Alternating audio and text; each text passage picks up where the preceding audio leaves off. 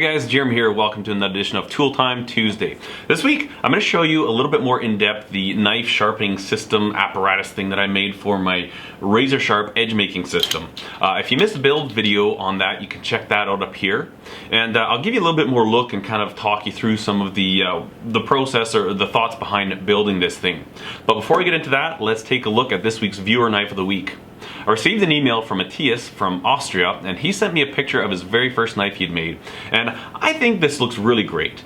These knives really excite me because the very first knife somebody makes is a very important one. The reason is because it signifies the fact that they went and did it. Having never done it before, they don't know how to make a knife, and I mean obviously you got head knowledge, but until you actually put it into practice and use your hands and do it, you really don't know how to do it. You can have the knowledge, but the experience comes from actually doing. So he went out and found a piece of steel from in his garage and just started going to town on it. And you know what? Is it flawless? No, it's not a flawless knife. I don't think any handmade knife is flawless. Well, there are some very high-end builders that can do a flawless knife, but this is a really great looking knife. And Matthias, good job. I think it looks fantastic. And anybody that's wanting to get into knife making but is like intimidated or afraid, don't be afraid. Everybody's first knife is not perfect. Everybody's first knife is less than just magnificent, but what it signifies is the fact that you used your hands, you grabbed some tools, and you went and did it. And I guarantee you, when Matthias makes a second, third, fourth, fifth knife, every time you do it, you learn something from the previous knife that you'd made, and you apply it to your new ones, and your knives just get better and better and better. So for all those who have sent in their picture of the knives, I really appreciate it. I still have a lot more to feature, and if you'd like to have your knife featured on this channel for Tool Time Tuesday, just send it to me, jeremy@homesteadknives.com, and I'll make sure we get it up. Okay, so I'm going to reposition the camera and I'll walk you through this system. Okay, so I think it's best to start out with the basics. What did I start this whole project on? And what I had originally based it on was these two paper wheels. These are the, they're called the edge making system, and they're paper wheels. It's pressed paper. On one side you've got a very coarse grit, which is I don't know if it's silicon carbide or exactly what. A lot of people refer to it as diamond dust, and that is actually glued into this wheel here, kind of impregnated in it. And on the other wheel, it's pressed paper as well, and it has slots cut in it, and those are for cooling. I had a few people wondering what they were about. They're actually to keep this wheel cool, and this is your polishing wheel. This wheel doesn't have any abrasives impregnated in it. You'll simply take white rouge and put it on here, put it onto the paper, and this will put the polish edge on the knife. So that's really the basis. Now this is a system you can buy, and before making this whole setup for it, I was using this freehand. Obviously I had, I'd since switched the motor around so that it actually runs away from me. But previously when I had it running, I would sharpen with the wheels coming this way, and I would hold the knives freehand. And I had a lot of comments, people saying, oh, that's so dangerous, it's gonna throw a knife at you and kill you. And honestly, that's just not the case. I mean, some of the safety sallies came out really strong when I was using this, but it's like anything. If you're afraid of that happening, well, then you really shouldn't use a belt grinder, because the same chance of a belt grinder grabbing a knife and throwing at you exists as it does with this. So it's like any tool. Yeah, it's a rotating piece of equipment. Yeah, it could be dangerous, but with a little bit of common sense, and if you're not stupid about it, I mean, there's absolutely nothing wrong with having this running this way, holding a knife by hand and sharpening, so long as you keep your edge pointed down so that you're always working like this. Now, if this were running and I put my knife like this, well, yeah, for sure, it's going to chuck it right at me, damage the wheel. It could be catastrophic, you know. But really, if you use these wheels, they're spinning this way and you're freehand grinding, there's no real danger any more than there is to using a bench grinder any other way. So that's what this system is based on, the edge making system. And I don't mind doing it freehand. It still gives a really, really great result. But what I wanted to do was to speed up the process a little bit and get very, very consistent secondary bevels. So what I have here is a piece of 1/4 inch plate, and then I just have a piece of pipe here. I don't even remember what this is. So this is 1.25 inches, and this will be 1 inch. And I've actually shimmed the inside of here so it's very tight. And all it is I've welded a 3/8 nut onto here, and then there's a bolt that I can tension this down with so I can adjust my height for different angles. And then also I can get an adjustment for my angle with where I put this stopping collar. So obviously if I move it like this, you know, I'm going to approach the wheel at a certain angle. If I were to move it back, I'm coming down a steeper angle. If I were to move it out further, I'm coming in at a sharper angle. You'd have a sharper bevel on there. And That's really kind of the whole design, the premise behind this thing is finding a way to control the angles that I'm bringing the blade to the wheels at. So let's start with this holder. First of all, this is just a piece of scrap aluminum that I have from the sanding blocks that I make, and I'm probably going to make some different styles with some thinner material because these are a little bit thick. I initially just machined these, and then I took them to my my belt grinder, and I kind of radiused the profile, but you can see on one of the blades I was doing, I was even touching just a little bit on this edge, so there's still a little bit too much meat in here. If you have a shorter blade, like if you've got a really long kitchen knife, you've got lots of room, but if you've got a smaller knife, a small utility knife, like something like a Swiss Army knife, I don't think I could sharpen with this. I think I'd be, there's too much meat here in the way by the time I get to the wheel. So that's one thing I'm going to have to change.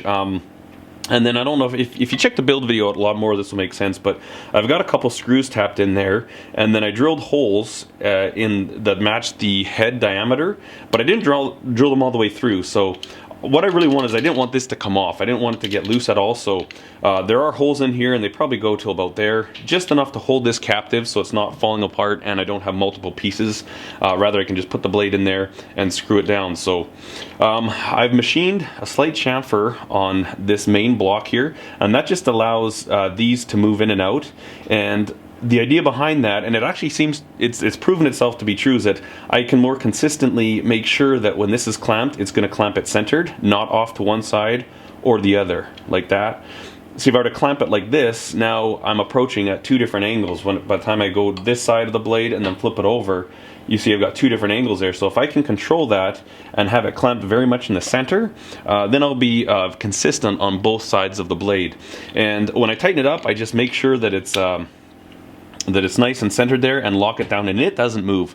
When I've got a blade in there and I really crank it tight, it stays rigid, so it does a good job of keeping this blade perfectly in line with this shaft and this axis. So yeah, these are basically a piece of scrap aluminum, and then this side I counterbored a little bit, just so I could recess the head of this screw in there a little bit further.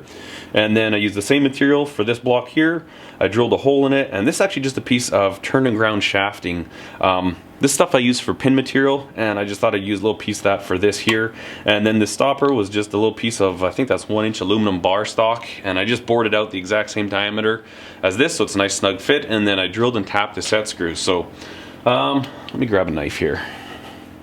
Okay, so I got this Bark River EDC, Bark River Bravo EDC. So really all you'll do is you'll take your blade like this, you'll hold it in here, and ultimately, this is my knife that I use here all the time. I beat this thing up like crazy. But if you've got a brand new blade, what I'll do is I'll just put a little piece of electrical tape on either side, just to make sure I don't mar it up and scratch the blade. But we'll simply stick this in here like this, and then I get this. I'm just using a number 1 Robertson screw, and the Americans would call that a square head, I do believe. But these tips, I don't know why they don't use these more in the US, but they don't for some reason. Absolutely brilliant. Very much a Canadian type thing. So you see I tightened it up there, and I'll get it roughly centered so it's nice and even, and then give it one more good crank. And you'll notice that this blade is held fairly well in line with this. I checked to make sure I've got an even gap on either side of the bottom there, and that just makes sure that I'm not, like I said, one side or the other. So now we've basically got our blade rigidly clamped in, and when I have this fixed as well as this fixed, really the angle that I approach the wheel on this side as well as this side are exactly the same. And I can simply hold it there, drag it across like this, and now I've got a very, very consistent bevel. Nice and straight, nice and even. The biggest thing when you're doing these by hand is sometimes you'll be going and your hand will move a little bit like this. Well, that affects your bevel, and that's going to give you less than perfect results. Now, when we're doing this stuff, we're kind of getting into very critical cutting geometry. You can make a knife sharp with this system freehand, even if the secondary bevel isn't perfect and it's wavy. Ultimately, you can still get it really, really sharp. But for different cut tests and for being able to cut along the entire surface very quickly and consistently, you want the bevels on both sides to be as close to identical as possible, and that's when you get really great cutting geometry. you know, if one side was steeper than the other side, say if you sharpen your bevels like this, you could still get it razor sharp, but now you've got different forces applied and they can actually affect the way the knife moves through whatever you're cutting. Most often it's not noticeable, but on a very precise, minute scale, it is important. So what you want with your bevels when you're sharpening, you want them to be the same size. The exact angle isn't all that critical. Obviously, if you're doing a lot of heavy chopping and stuff like that, you'd want a more blunt angle, just to be able to have more material there to absorb impact, and it's not going to fold over as quick. Whereas if you're doing real fine slicing or fillet knives and stuff like that, you want a much steeper angle. And but the only thing with that is that you do any chopping, and now that blade's going to be a little weaker because it's thinner. So there's a general ballpark for good utility knife. Some people get all hung up on 1 or 2 degrees either way.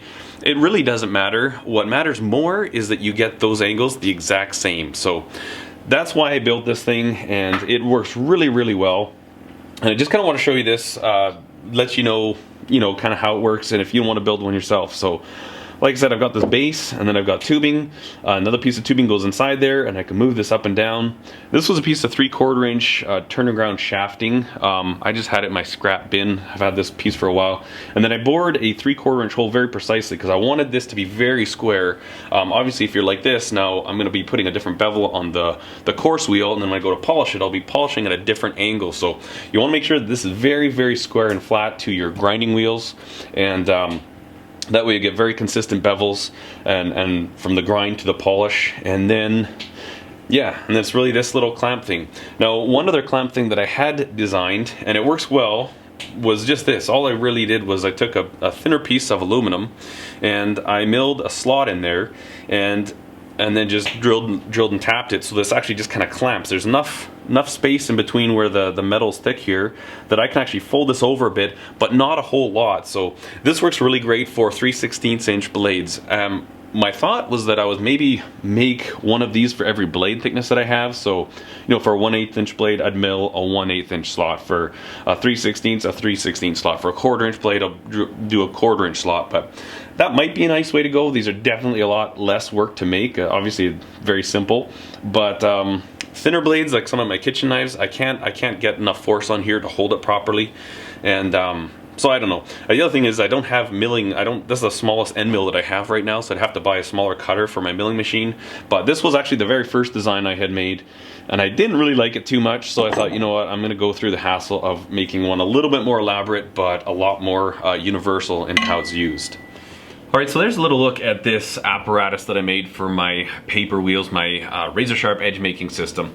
Now, if you're a beginning knife maker and you struggle with getting really great edges, or even if you're a knife collector, you're an outdoorsman and you always want to have a razor sharp knife, but you haven't found a great way to do that, I'm telling you guys, these paper wheels, in my opinion, are probably one of the very best ways you can go. Absolutely fantastic. Even grinding these freehand, you just get yourself a bench grinder, you might have an old one kicking around, put these wheels on, just use a steady hand, and you'll be shocked at the amazing edge that you'll get on very quickly. When I make a brand new knife that has no edge and I put the secondary bevel, the cutting edge on it, it's less than 2 minutes per blade when I'm using this system. So absolutely fantastic. And the reason I made this whole thing is I just want slightly more consistent edges. When I ship a knife to a customer, I want it to be as flawless as I can get it. I haven't actually sharpened any of my customer knives on this yet. I've done everyone freehand, so I'm really excited to use this for some knives that I have on order. And yeah, this is just something to show you, kind of give you an idea of ways to kind of take these paper wheels to the next level. A few people have asked if I would sell these. Obviously, this main base part would be quite expensive to ship. And then this part right here, I'm looking at a few different ways to make it more efficient to build. A few different processes. Also, I want to finalize the design a bit more. I'm not really pleased with how thick these jaws are. I think they could be thinner, maybe slightly longer as well. So I'm working on that, and if I can come up with a way that would make this reasonably priced, I certainly am going to see if there's any interest, if you guys would want me to make some for you. So all those guys have emailed. I've had quite a few emails about it. I am looking into it, but for the amount of time that it took me to build this one, in order for me to charge for my time, this would be an expensive little part, and I don't think it should be that much. So I'm working on that. And a few people have asked if I have a drawing of this, if I would share. If I had a drawing, I would most certainly share. It's not like I'm trying to protect this information in any way, but I just don't. I don't build anything from a drawing. I don't even do sketches when I'm building stuff. I wish I did. I really admire some of those builders that do a really cool sketch, concept sketches of what they're gonna make, and then they make it and it turns out so cool, but I don't know, I don't work that way. For some reason, it's all just whatever's in my head, nothing written down. I just kind of grab material and start eyeballing stuff, start putting it together, and most of the time it comes out all right. So again, I'm gonna work on this. Hopefully I can, if I have a chance to sit down and see if I can get something drawn up so you guys even have some rough dimensions to work from, I'll look at getting you that. So, but other than that, really, this is all it is. It's nothing really fancy, but anyways, guys, I just want to give you a quick look at this, and other than the build video is not maybe that in-depth. It kind of shows making it, but just want to take a little more time to explain the whole thing to you. Thanks for watching the video, guys. Cheers.